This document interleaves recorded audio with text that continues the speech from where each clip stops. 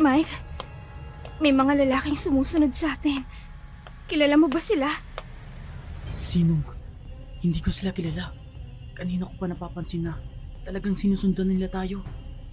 Hindi. Tumatakbo na sila papunta sa atin. Hinahabol nila tayo. Mike, anong gagawin natin? Takbo na, Alona! Takbo na! Bilisan mo! Nalinti ka na! Ano ba talagang kailangan nila? Bilisan mo! Alona! Bilis! Sino bang mga hayop na yan? Bakit nila tayo hinahabol? Ano bang kailangan nila? Hindi ko alam! Bilisan mo! Malapit na sila! Bilisan na natin! Mike! Bilis! Bakit ka huminto? Hindi. May nakaabang din sa unahan natin. Wala na kayong mapupuntahan. Na-corner na namin kayo. Kayo na ang bahala sa lalaki yan. At ako naman ang bahala sa babaeng ito. Oh, ang ganda mo. Ang ganda mo sa malapitan. Hindi! Alona! Alona! Bitawan niyo ako! Ano ba? Ano bang kailangan niyo sa amin? Mike! Alona! Bitawan niyo ako! Mike, tulungan mo ako! Ikaw ang kailangan namin. Halika dito! Sumama ka sa amin! Mga bata! Gawin niyo na ang gusto niyo sa lalaking yan! Kung may gusto kayo dyan! Alona! Tumakbo ka na! Iwan mo na ako dito! Tumakbo ka na, Alona! Mike! Tumakbo ka na! Mike! Hayop kayo! Bitawan niyo ako! Hindi ako sasama sa inyo! Huwag ka nang pumalag! Sumama ka na sa amin! Mike!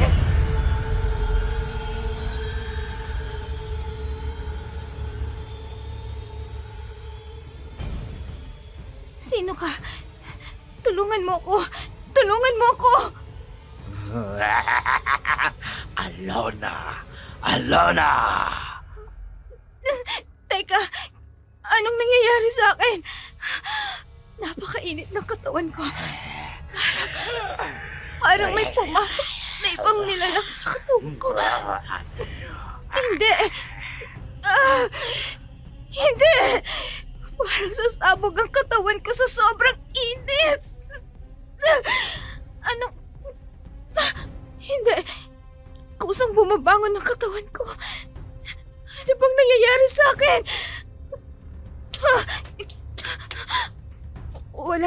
Wala nang init na nararamdaman ko.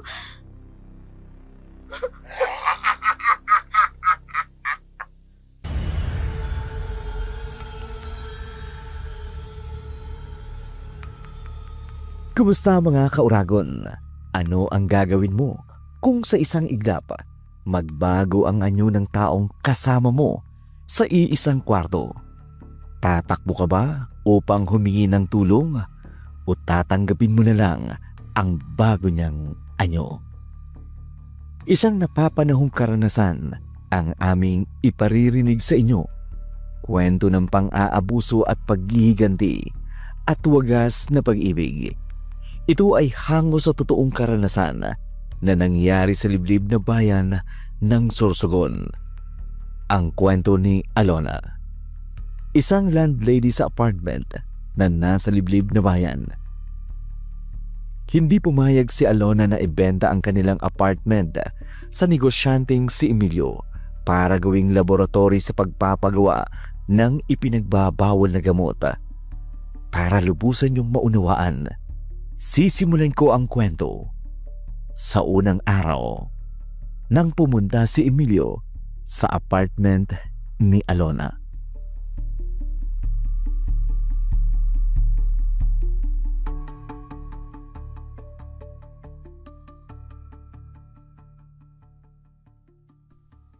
Kahit ano po ang sabihin niyo, Sir Emilio, hindi na magbabagong pasya ko.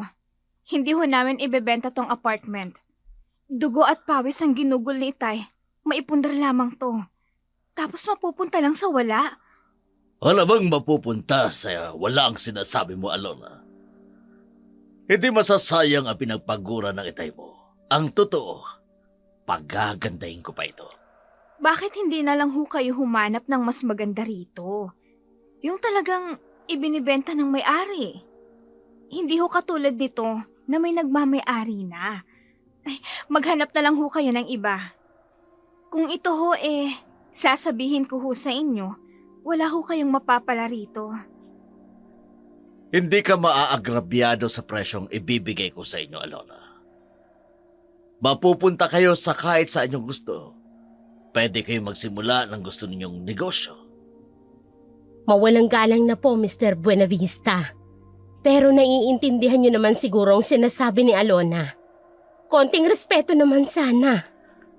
Kaya nga ako nakikipag-usap na maayos sa inyo, Wilma. Dahil iginagalang ko kayo. Kahit paano'y may pinagsamahan naman kami ng yumao mong asawa nung nagtatrabaho pa siya sa munisipyo. Alam ko, dahil kayo ang nakaupong mayor ng mga panahon na yon. At nang namatay siya, habang nangangampanya kayo noon, kayo ang gumastos sa pagpapalibing sa kanya. Salamat naman at naalala pa ninyo. At dahil roon, kaya labis-labis ang pagrespeto ko sa inyo. Wilma, Alona. Kung nire-respeto niyo ho kami, igalang niyo pong desisyon namin. Umalis na ho kayo, Sir Emilio. Wala na akong sasabihin pa sa inyo.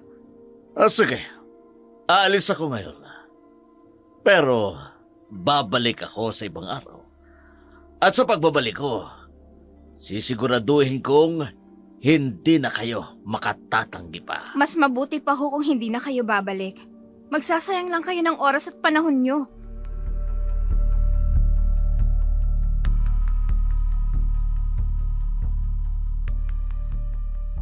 Hindi maganda ang tingin ni Emilio sa mag-inang Alona at Welma nang umalis ito kasama ang armadong tauhan. Sa kabila ng mga matatapang na salita ni Alona, baka sa kanyang mga mata ang takot at pangamba sa maaaring gawin ni Emilio. Sa kabila nito, hindi inaasahan ni Alona na makikilala niya ang taong magdudulot sa kanya ng mas matinding problema.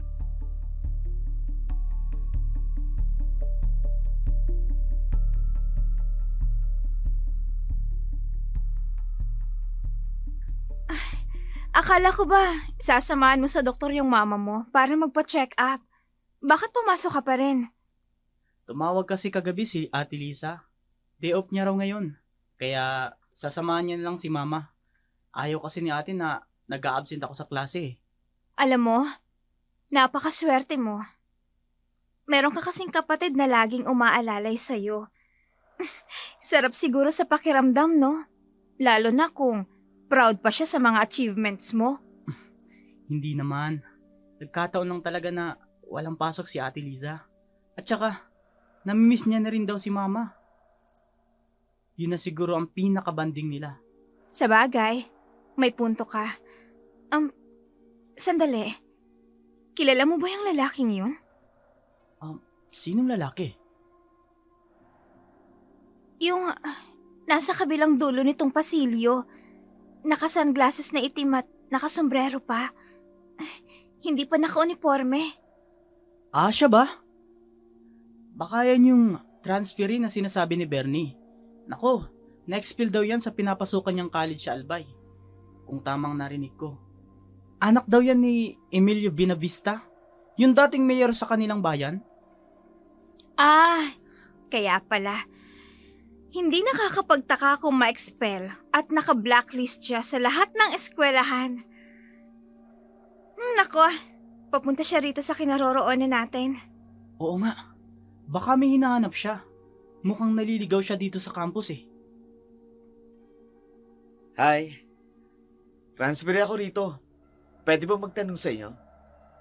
Saan ba rito yung engineering department? Ha? Doon sa kabilang building, second floor. Naroon ang faculty ng engineering. Salamat. Nga pala, ako si Edward. Ikaw, anong pangalan mo, miss? Ako si Alona.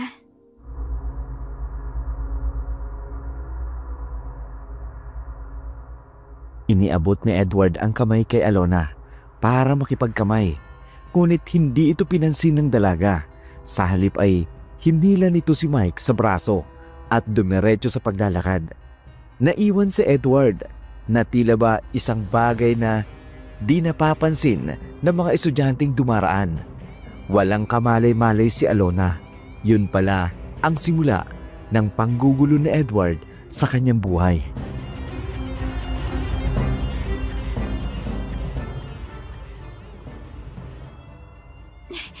Nasaan na ba si Mike? Alam niya namang hindi ko kayang buhatin ng mga librong to eh. Bakit kasi ako pang... naman! Ay naku, nahulog na tuloy ang ibang aklat. Teka, ibababa ko muna tong... Sandali. Saan mo ba dadali ng mga libro na yan? Akin na. Tutulungan na kita. Naku, wag na. Kaya ko na to. At saka, parating na rin yung kaibigan ko eh. Siya naman talaga magbubuhat. Alona, tama. Tinulungan mo ko nung unang araw para mahanap ko yung engineering department. Kaya babawi ako sa iyo ngayon. Sandali. Kukunin ko ng ibang aklat. Naku, hindi na. Okay na ako. Hihintayin ko na lang yung kaibigan ko.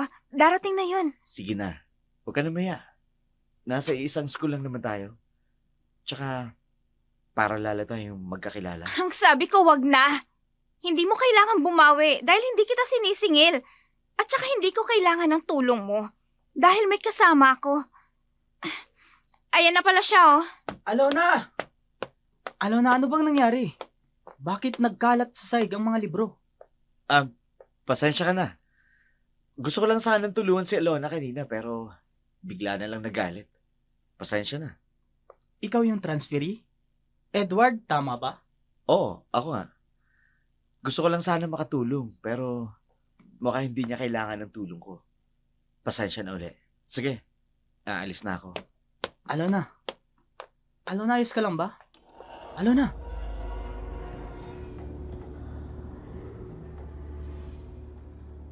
Sandaling natahimik si Alona dahil sa nangyari. Mariing pinagmasdan nito sa Edward habang papalayo. Natauhan na lamang ang dalaga nang tapikin ito sa mukha ng lalaki. Ngunit sa tulong ni Mike, naging kalmado si Alona sa pag-aakalang maayos din ang lahat. Subalit, isang pangyayari ang hindi inaasahan ni Alona.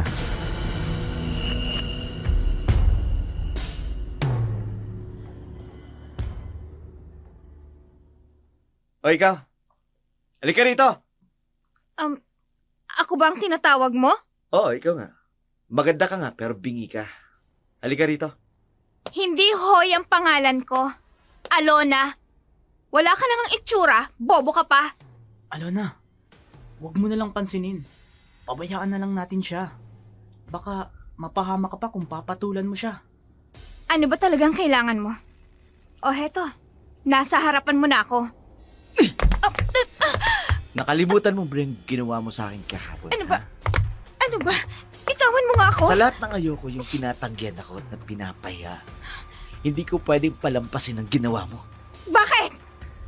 Anong gagawin mo? Sasaktan mo ko? Bububugin mo ko? Katulad ng mga ginawa mo, kaya na-expelled ka sa dating pinapasukan mo? Paano? Sige! Heto oh! Oh, heto! Saktan mo ko! Ewan ko lang kung saan kangkungan ka pupulutin. Hindi ako natatakot sa'yo. Alona! Edward! Tama na yan! Baka makita kayo ng student council. Siguradong ipapatawag kayo sa student affairs office. Mas mabuti. Para mawala na ditong hambog na yan. Puro yabang. Wala namang utak.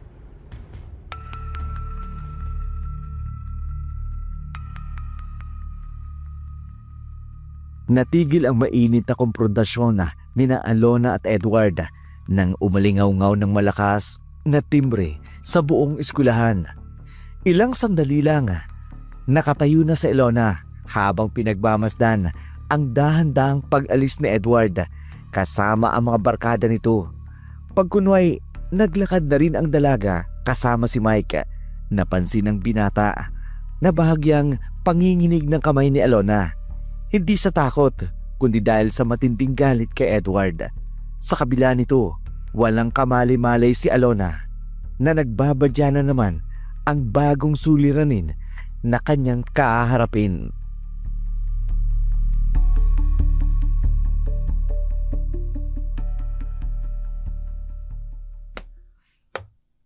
Magandang araw sa iyo, Alona. Naalala mo ba ang sinabi nung huli tayo nag-usap? Wala ho akong amnesia para hindi maalala. Ano ngayon sa inyo kung bumalik kayo? Wala naman. Pinapakita ko lang naman sa iyo na kapag sinabi ko ay ginagawa ko. Ayaw ko namang sabihin na wala akong isang salita. Hindi ko ho alam kung kayo ang may amnesia. Dahil hindi yata nyo naalalang sinabi ko nung huli tayong mag-usap. Na kahit na bumalik kayo ng ilang daang beses, walang magbabago sa desisyon ko. Sinabi ko na sa inyo, babalik ako, di ba? At eto, naririto ako sa harapan mo. Hindi mo ko nakikita? Hindi ka nakapagsalita. Eto ako sa harapan mo. At sasabihin ko ulit sa inyo, hindi nyo kami madadaan sa halaga ng pera ninyo. Matagal na sa amin ang apartment na to. At hindi kami papayag na gagamitin nyo to sa masasamang gawain nyo. Magdahan-dahan ka sa pananalita mo, Alona. Maaari kitang kasuhan sa pagsasalita mo ng walang katotohanan. Pero hindi ko ito gagawin sa'yo dahil makikipagkasundo ka naman sa akin, di ba? Di ba? Anak mo nga talaga si Edward. Like father, like son. Napakataas ng tingin sa sarili. Pero ang totoo, may masama kayong intensyon kung bakit nyo to ginagawa. Magkakilala na pala kayo ng aking uniko iho. Hindi ba mas mapapadali kung magkakasundo tayo, Alona? Kapag hindi kayo umalis, kayo ang kakasuhan ko. Panghaharas yung ginagawa nyo. At sabihin mo rin sa hambog mong uniko iho, mag-aral ka mo siya. Yung ano? Yung wag siyang puro kayabangan ng alam.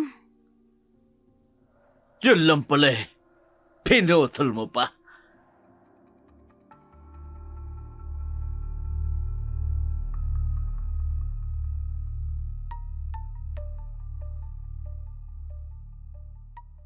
Nang marinig ni Emilio ang pagbabanta ni Alona, dali-dali nang lumakad ito paalis at mabilis namang sinundan ng kanyang mga tauhan.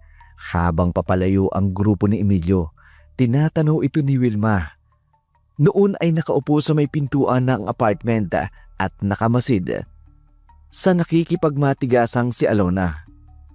Napailing na lamang ang matanda dahil sa ipinakitang tapang at lakas sa loob ni Alona sa harapan ni Emilio. Sa kabila nito, nag-aalala pa rin si Wilma sa maaaring gawin ni Emilio, lalo na't nalaman nito na kilala ni Alona ang kanyang anak na si Edward. Sa kabila nito, napapaisip pa rin si Wilma kung bakit ganun na lamang ang pagka-interes ni Emilio na bilhin ang kanilang apartment.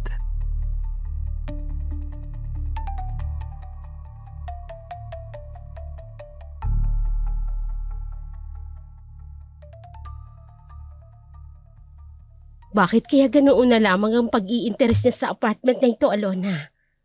Ano ba talagang pinaplano niya? Negosyante si Emilio, Nay.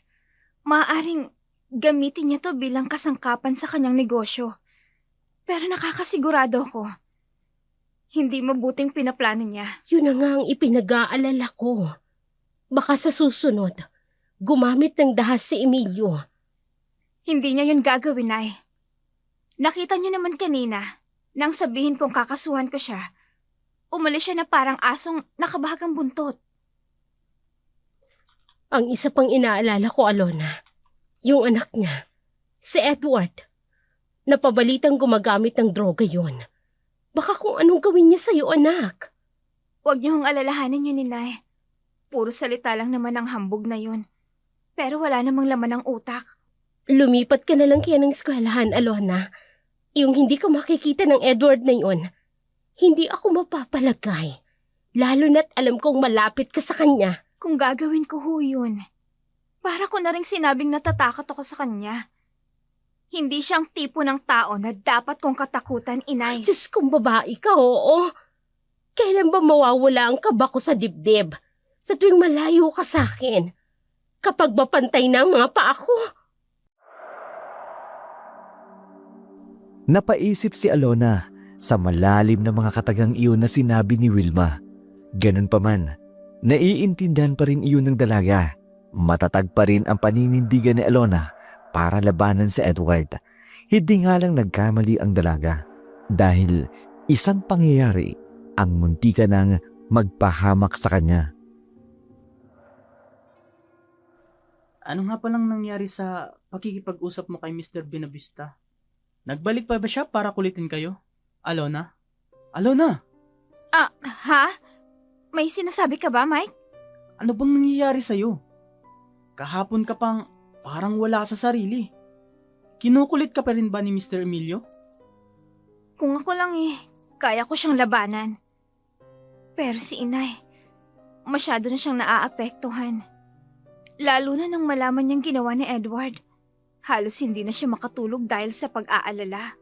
Alona, speaking of the devil, si Edward, papalapit siya dito. Mukhang galit siya. Alona? Siya bang pinagmamayabang mo? Mukha namang lalampa-lampa eh. Tingin ko nga lang kung matapang ka. Tingnan lang natin. Siniswerte ka lang dahil nakailag ka. Sandali, ano bang atraso ko sa'yo? Hindi ko alam kung anong atraso ko sa'yo. Kaya hindi kita papatulan. Lumaban ka, ipakita mong tapang mo! Huwag ka umilag. Lumaban ka. Ipakita mo kay Alona na matapang ka. Sige! Lumaban ka! Sige, kung yan ang gusto mo, pagbibigyan kita. Sisiguraduhin kong manghihiram ka sa mukha ng aso pagkatapos ng gagawin ko sa'yo.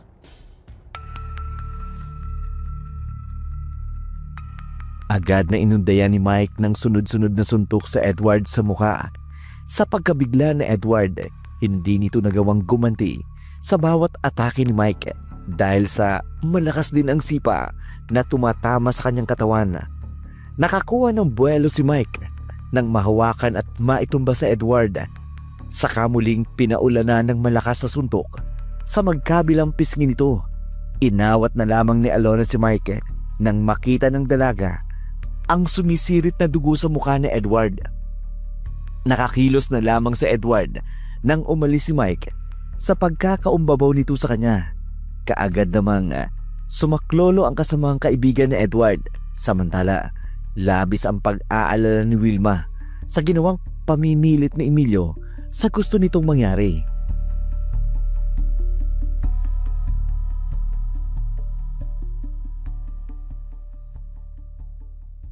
Kanina pa kayo nababalisa, inay. Iniisip niyo na naman ba ang panggugulo sa atin ni Mr. Benavista? Ganun na nga, Alona. Sobra na ako nag-aalala sa maaaring gawin ni Emilio. Makapangyarihan siya sa bayang ito. Baka isang araw, ipatapon niya na lang tayo sa kung saan para lang makuha ang gusto niya. Sinasabi niyo ho ba na ibenta na lang natin tong apartment? Ganun ba, inay? Nangako siya na ibibigay ang halagang gusto natin. At alam kong gagawin niya yon. Minsan na siyang tumulong sa pamilya natin nang mamatay ang ama mo. Tumutulong nga ba siya? O gusto niya lang pagtakpan ang ginawa niya? At saka, nay, naisip ba ninyo? Kung mawawala sa atin ang apartment na to, saan ho tayo pupunta? Sa Masbate, naroon ang mga kapamilya natin. Gagamitin natin sa pagninegosyo ang mapagbibilhan nitong apartment. Sige na, Alona, para matahimik na si Emilio at maibsan na rin ang pag-aalala ko. Pag-iisipan ko, inay. Pero hindi ko sinasabi sa inyo na pumapayag na ako. Pero Alona, hanggang kailan ka pa mag-iisip? Baka dumating ang araw, pagsisihan mo ang desisyon mong ito.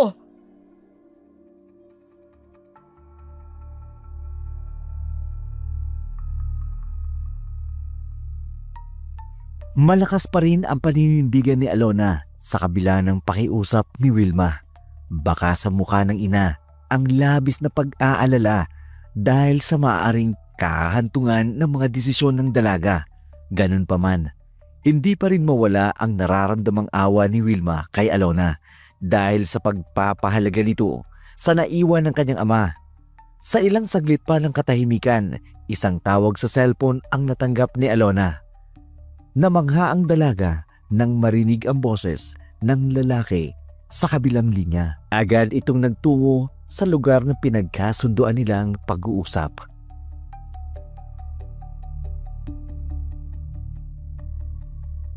Bakit gusto mong dito tayo magkita sa restaurant? Mahal sa restaurant na to, hindi ba? Walang problema sa akin ang mga bagay na yun, Alona. Ang mahalaga ay magkausap tayo ng sarilinan. Walang istorbo, walang ibang tao. Tayong dalawa lamang. Mukhang napakahalaga ng sasabihin mo sa akin, Mr. Vinavista. Ang tanga mo, Alona. Alam mo na ba kung anong ipinupunto ko, di ba? Matagal na kitang kinakausap. Hanggang ngayon ay nagbibingi-bingihan ka pa rin. Boss, eto na po yung pinahanda ninyo. Ikaw ang may-ari ng restaurant na to? Ayaw ko sanang balaban mo pero sige, ako nga. At sa'yo rin yung pinakamataas na condominium sa unahan nitong restaurant na to, tama ba? Bakit ka nagagalit? Pwede ka namang magtanong na hindi magalit, di ba? Well, hindi ko itatanggi, Alona. Naipundar ko ang mga ito nang manungkulan ako bilang mayor sa loob ng 9 na taon. Pero hindi na malaga yun. Oo nga pala. Pwede mo bang sabihin sa akin? Bakit mo ako pinapunta dito? Eto, ₱1,000,000! Ang laman ng check na yan. Alam mo na ang ibig ko sabihin, Alona. Kung kulang pa yan, sabihin mo. Kung alam ko lang, na yan lang palang sasabihin mo sa akin dito. Hindi na sana ako nag-aksaya pa ng oras. 250 million? Katumbas ng boarding house mo? Mag-aasta ka ng ganyan? Ano pa bang gusto mo, ha, Alona? Kung nasabi na sa'yo ng tatay mo, alam mo kung paano ako magalit. Ayokong sinusuway ang gusto ko. Magalit na kayo hanggat gusto nyo. Pero hindi na magbabagong isip ko. Hindi mababago ng pera nyo ang desisyon ko. Ang arti-arti mo. Hindi mo alam kung anong kaya kong gawin, Alona. Sa tindi ng galit ni Emilio, inumbag ng malakas ang dalawang kamao nito sa mesa. Nanginginig ang mga labi dahil sa matinding galit niya sa dalaga. Nanlilisik ang mga matang nakatitig kay Alona. Hindi natinag ang dalaga sa bugso ng galit ni Emilio. Dahan-dahang tumayo sa kinauupuan ang dalaga habang nakatitig din ito kay Emilio at dire-diretsong naglakad palabas ng restaurant. Naiwan si Emilio. Nagngingit-ngit pa rin sa matinding galit. Nang mga sandaling yun, walang kamalay-malay si Alona na may pinaplano ng masama si Emilio.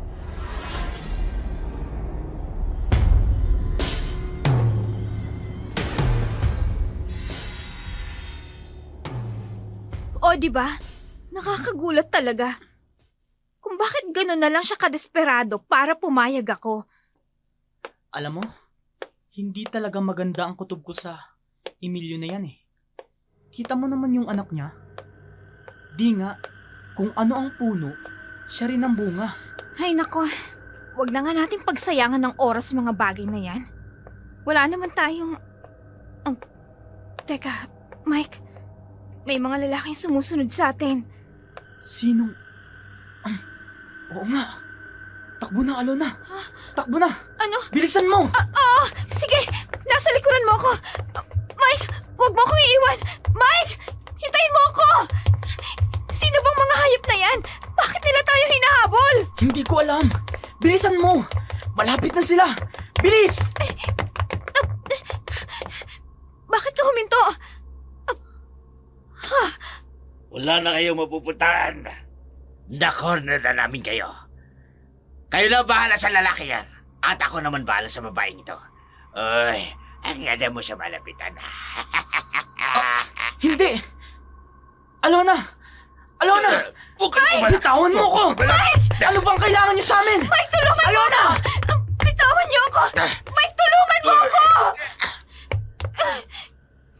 Ikaw ang kailangan namin babae. Halika Bitawan rito. mo ako! Sumama ka sa amin. Ayoko! Mga bata, gawin niyo na kung anong gusto niyo sa lalaki yan. Alona! Tumakas ka na! Iwan mo na ako dito! Tumakbo ka na, Alona! Mike! Tumakbo ka na! Hayop kayo! Bitawan niyo ako! Hindi ako sasama sa inyo! Mike! Nagpupumiglas pa rin si Alona habang kinakaladkad ng dalawang lalaki. Ngunit hindi sapat ang lakas ng dalaga para makawala sa mga lalaking yun. Biglang nawala ang nakabibinging sigaw ng dalaga nang busala ng tape ang kanyang bibig. Ganun pa man, malinaw pa rin na nakikita ni Alona ang pakikipagbuno ni Mike sa dalawa pang lalaki na humabol sa kanila. Hanggang sa tuluyan na siyang tangayin ng mga lalaking yun. Umaalingaw-ngaw ang huling tawag ni Mike kay Alona. Sa kabilang dako naman, may naghihintay din pala pagdating ni Alona. Tuloy. Bukasyon. Kamusta ka, Alona? Sinaktan ka ba nila? Ha? Teka. Tatanggalin natin ang pusal ng bibig mo, ha? Para makapagsalita ka na maayos. Sandali lang. Ayan. Wala na. Magsalita ka na. Hayop ka! Ikaw ang nagpadukot sa akin! Demonyo ka! Idinamay mo pa ang kaibigan ko! Grabe ka, hayop na demonyo pa. Anong klaseng hayop? Anong klaseng demonyo? Ha? Wala akong pakialam kung sinong Poncio Pilato ang kasama mo. Sige na! Lumabas na kayo. Kung ginagawa mo to para makuha ang gusto mo, papatayin muna kita bago mo makuha! Hindi ako interesado sa apartment mo! Mas interesado ako sa'yo. Matigas ka, ha?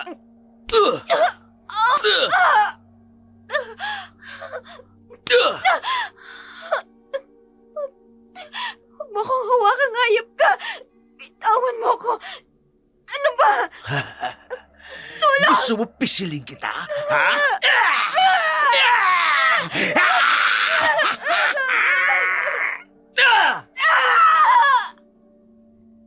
Napasigaw si Alona nang sikmuraan ito ni Emilio.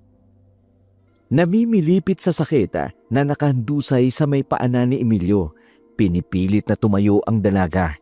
Subalit wala ng lakas ang katawan nito hanggang sa tuluyan na itong manghina at mawala ng malay. Nakangisi na parang nauulol na aso si Emilio habang binubuhat ang walang malay na si Alona. Tiniyak pa ni Emilio na nakasarado ng mabuti ang pinto sa kanyang kwarto. Pagkunway, inihiga nito si Alona. At doon, sinimulang gawin ni Emilio ang pangahalay sa dalaga. Anong ginawa mo sa akin? Hayop ka! Huwag ka nang pumalag, Alona. Matagal na ako nang gigigil sa'yo. Hayop ka! Bitawan mo ko! Alam mo, ang liit-liit mong babae, palamura ka. Kanina ka pa hayop ng hayop ng hayop, ha? Ngayong naririto ka na, hindi na kita pakakawalan pa. Tatanggalin mo na itong damit mo para makita ko ang buong katawan mo. Wag! Huwag niyong gawin sa akin to! Paano niyo nang awa? Wag! Maawa kayo sa akin! O ngayon, nagmamakaawa ka. Ayaw mong tanggalin ang damit mo. Parang awa mo na. Di sige. Ako magtatanggal ng ganito. Wag! Hayop ka! Hayop ka! Yung bunganga mo na yun, ilang hayop na kayong binanggit mo, ha? Talaga palang nakakainis ka, Alona. Tama na ako ang makinabang sa'yo. Ano, magmumura ka pa? Sige, ha? Mura? Oras na makawala ako dito, puputayin talaga kitang hayop ka! Hayop ka! Alam mo ba, bubuhayin pa ba kita pagkatapos kitang pagsawaan? Wala kang kasing sama!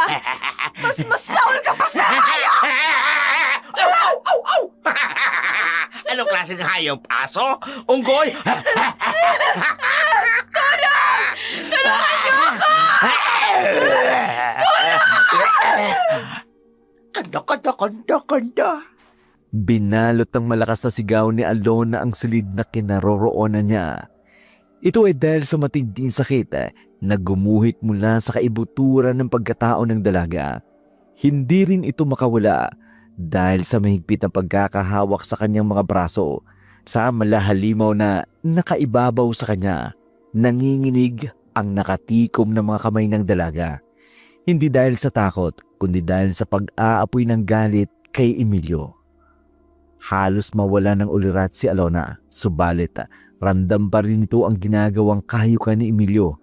Sa kabilang banda, walang kamalay-malay ang tauhan ni Emilio na palihim na nakapasok si Mike sa kanilang hideout. Sino? Sino ka? Bakit ka nakapasok rito?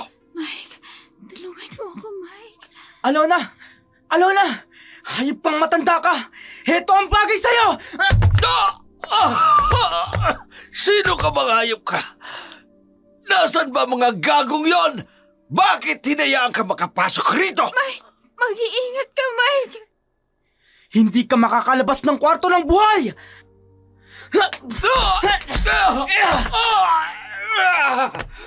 Alona, halika na! Umalis na tayo dito! Bilis! Salamat dumating ka, Mike. Tayo na!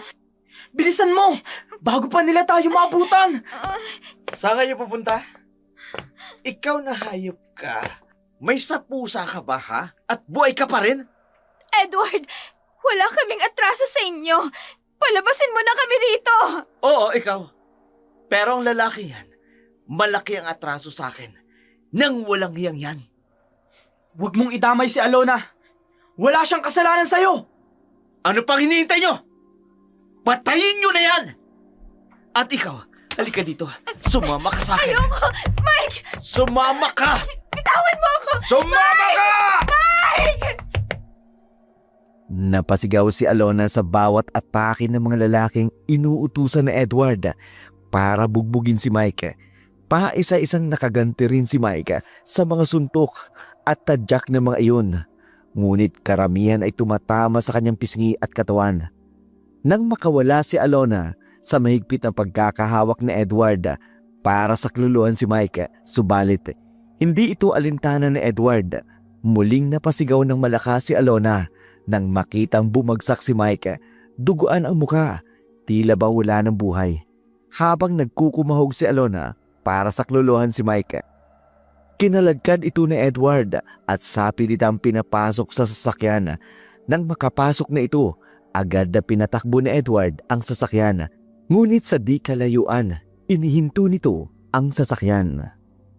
Sa isang lugar na ikinagulat ni Alona. Ano ba? Saan mo ba ako dadalhin? Bitawan mo ako!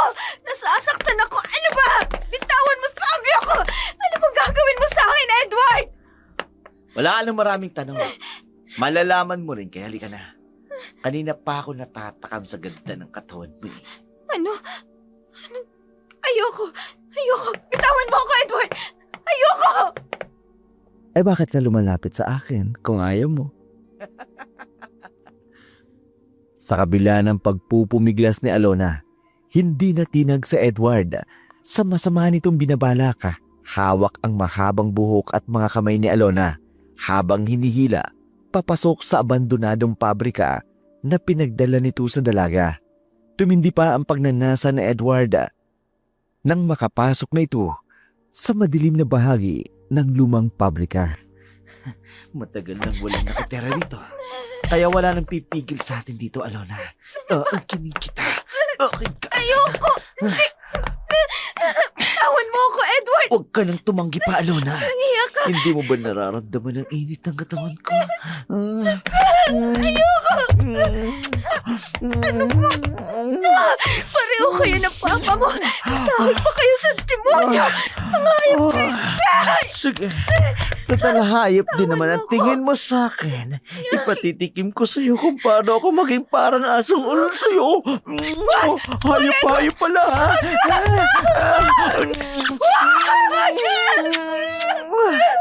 Lumaganap sa loob ng gusali ang sigaw ni Alona nang tuluyan na itong maangkin na Edward. Sigaw na tila ba wala ng pag-asang makaalpasa. Hindi maaninag ni Alona ang mukha ni Edward habang ginagawa niya ito, ang makamundong pagnanasa sa dalaga. Makalipas ang ilang sandali, umalis na si Edward. Sa pagkapatong nito kay Alona, narinig ng dalaga ang bawat takbang ni Edward palabas sa lumang pabrika. Bumalik sa loob ng sasakyan upang magpalipas ng oras nang may kumatok sa pintuan ng sasakyan.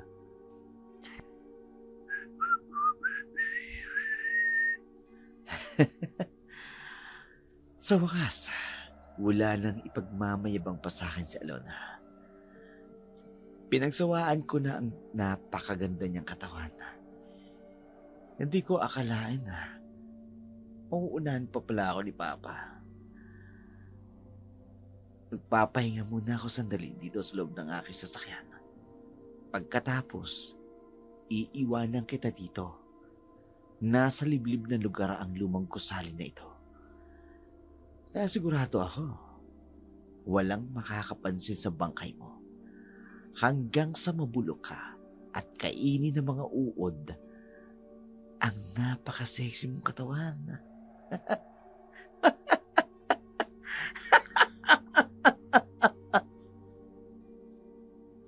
Nakangisi na tila ba na uulol na adik sa Edward sa loob ng kanyang sasakyan.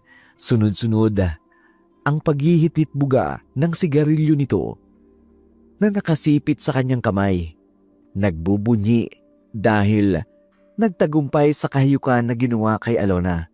Samantala, sa loob ng lumang apartment na babalot ng dilim kung saan nakahandusay si Alona, pabigat na yabag ang maririnig dito. Paglapit sa kanyang kinaroroonan, pilit na bumabangon, subalit wala ng lakas ang kanyang katawan dahil sa pangahalay na Edward. Sino ka? Tulungan mo ko. Tulungan mo ko. Alona! Alona! Teka, anong nangyayari sa akin? Napakainit ng katawan ko. Parang may pumapasok na ibang nilalang sa katawan ko.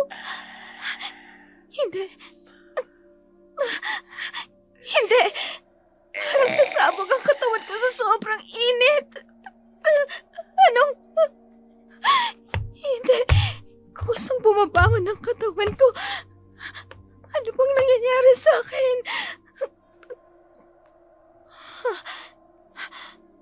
Wala nang init na nararamdaman ko.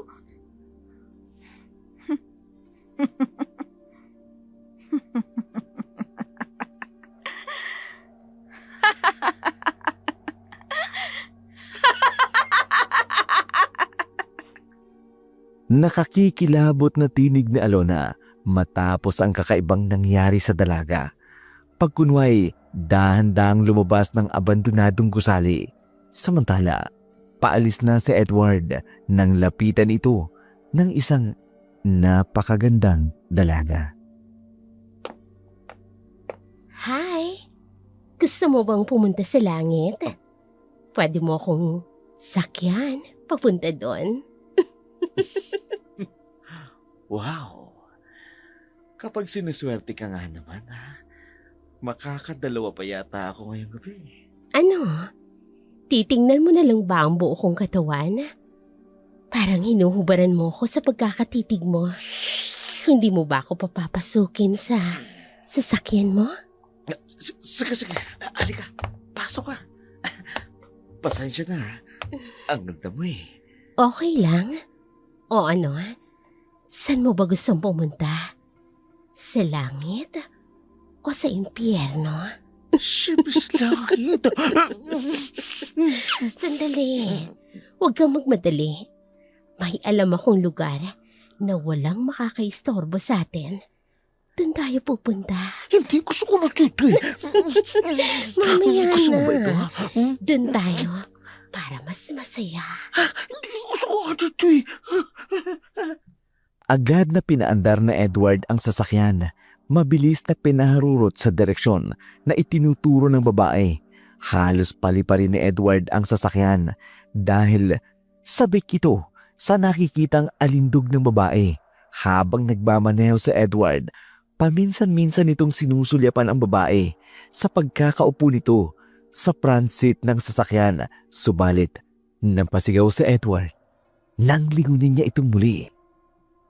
Bakit? Anong nangyayari sa'yo? Parang takot na takot ka. Ano nangyari? Biglang nagbago ang anyo mo kanina. Aswang ka! Aswang ka!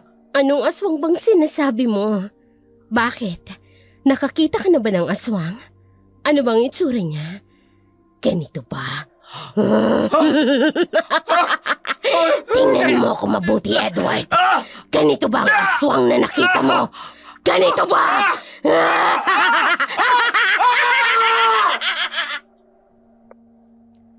Ang alindog na magandang babaeng nakaupo sa tabi ni Edward.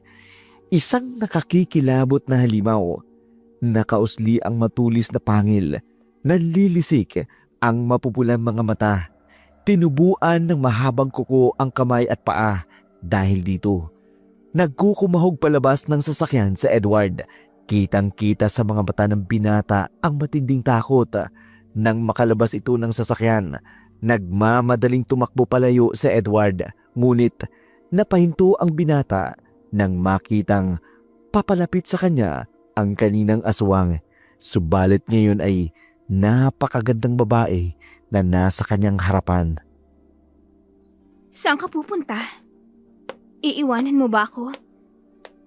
Hindi ba gusto mong pumunta sa langit? Hindi. Ayoko na. Lumayo ka sa akin. Isang aswang. Halimaw ka! Hindi ako aswang. Ayun ang aswang sa sasakyan mo. Tingnan mo. Naroon siya. Ang pangit ng itsura, hindi ba? Kaya halika na. Sumama ka sa akin sa itaas. Doon mo malalasap ang tunay na langit. Hindi! Ayoko! Bitiwan mo ko! Hindi ako sasama sa'yo! Huwag ka nang pumalag, Edward. Ito ang gusto mo, hindi ba? Ang gusto ng papa mo. Matitikman nyo ng walang kasing sakit na kamatayan. Ano? Ikaw si Alona? At gumaganti ka sa ginawa sa'yo ni Papa? Hindi lang ang papa mo sisingilin ko. Isasama rin kita sa impyernong paglalagyan ko sa papa mo! Nagkukumahog sa Edward upang makawala sa mahigpit ng pagkakahawak sa kanya ni Alona. Ngunit tila ba walang silbi ang kanyang lakas upang makawala sa kapangyarihang bumabalot sa babaeng kumakalagkad sa kanya. Habang nakikipagmatigasan sa Edward, napasulyap ito sa kanyang sasakyan. Wala nang aswang na nasa loob. Nanlaki ang mga mata ni Edward nang makita ang aswang na siya namang kumakaladkad sa kanya. Pagbabayaran niyo kayo pang ginawa niyo sa akin! Ipapalasap ko sa inyo ang kakaibang klase ng kamatayan! Bitiwan mo ko! Hindi ako makaingat! Tama na! Alona! Bitiwan mo ko! Tama na! Bibigyan ko kayang magama ng pagkakataon magkita bago niyo makilala si kamatayan!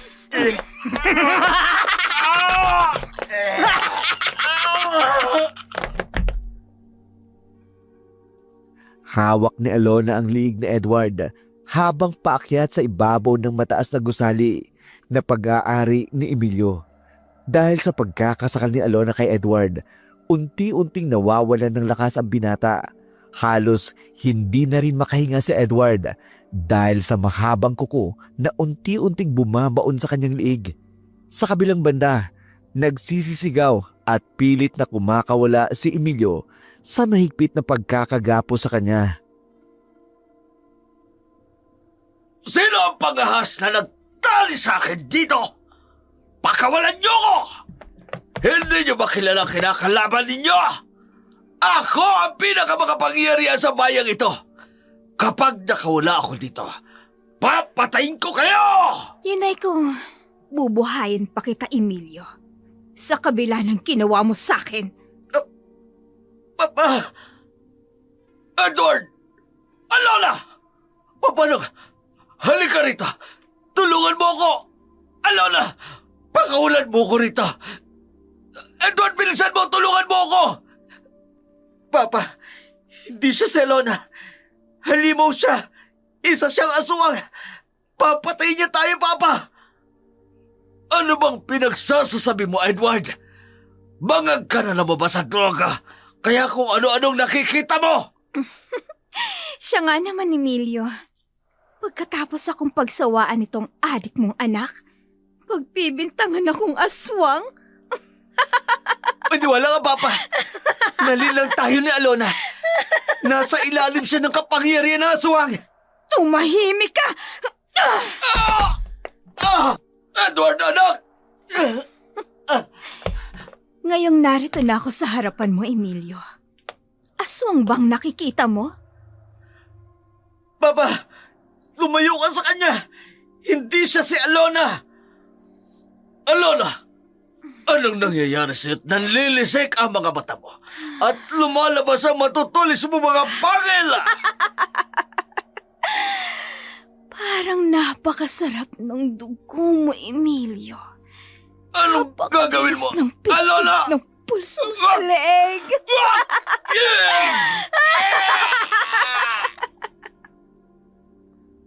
Sumirit ang dugo mula sa liig ni Emilio nang bumaon ang matulis na pangil ni Alona. Nanginginig pa ang katawan nito habang sarap na sarap si Alona sa pagsisipsip ng tumutulong dugo mula sa malalim na sugat sa liig ng matanda. Nang masaid na ang dugo, si Edward naman ang nilapitan ng dalaga. Habang nakahandusay ito sa di kalayuan, nanlaki ang mga mata ng binata dahil sa tumulo ang sariwang dugo sa bibig ni Alona. Tumindi pa ang takot ni Edward nang makitang unti-unting nagbabago ang buong anyo ni Alona. Anong nangyayari sa akin? Nararamdaman ko na naman ng matinding init sa katawan ko. Parang may ibang nilalang na nasa loob ng katawan ko. Humahaba na naman ang mga braso at ang piti ko. Ang sakit! Anong nangyayari sa kanya? Humahaba ang kanyang kuko sa kamay at sa mga paa niya. Ang babaeng yun ay si Alona. Naging aswang si Alona. Pipilitin ko makatakas dito. Siguradong papatayin din ako ni Alona. Habang nakatalikod siya, dahan-dahan ako. Di mo matatakasan ang kamatayan mo! Halika rito! Pagmasdan mo ang ama mo! Huwag mo akong papatayin. Hindi pa sapat na pinatay mo na si Papa. Hindi sapat ang simpleng kamatayan lamang sa mga katulad nyo. Lalo na sa iyong ama. Mga hayok sa laman! Ano gagawin mo? Bakit mo inuubaran si Papa? Patay na siya. Pinatay mo na siya. Huwag mong gagawin yan.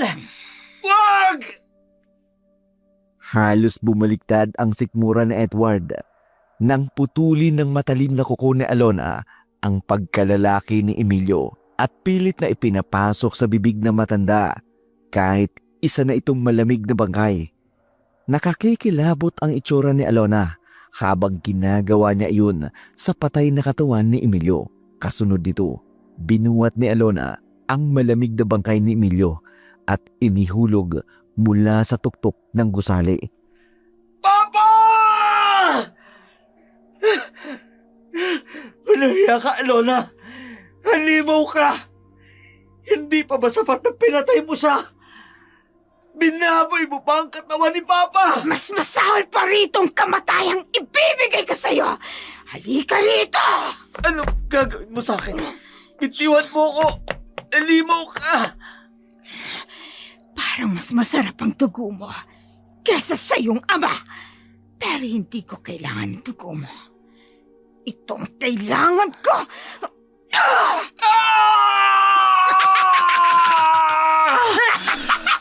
Anong ginawa mo? Pagmasdan mong mabuti, Bakit ang Edward! bilis mong naputol yan? Pagmasdan mo! Wala ka nang ipagmamayabang sa pagkalalaki mo. Katulad ng ama mo. Kainin mong sarili mong laman at dugo! Kainin mo! Nga nga!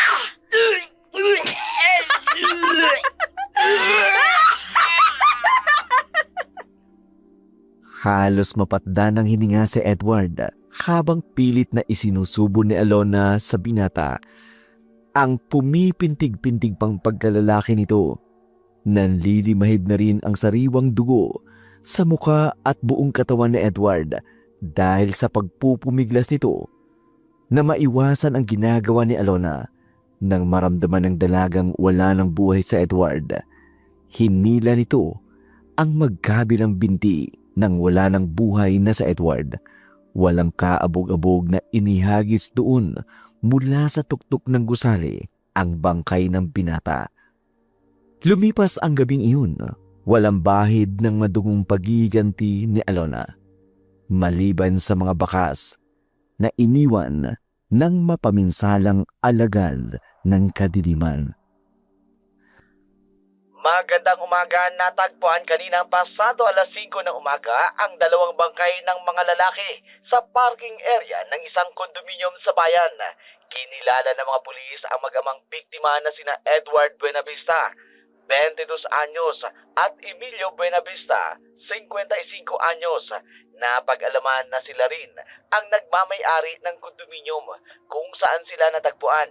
Wakwak ang dibdib at wala ng maselang bahagi ng katawan ng mga biktima. Sa inisyal na report ng mga pulis, may posibilidad na hindi tao ang gumawa ng karumal-dumal na pagpatay sa mga biktima.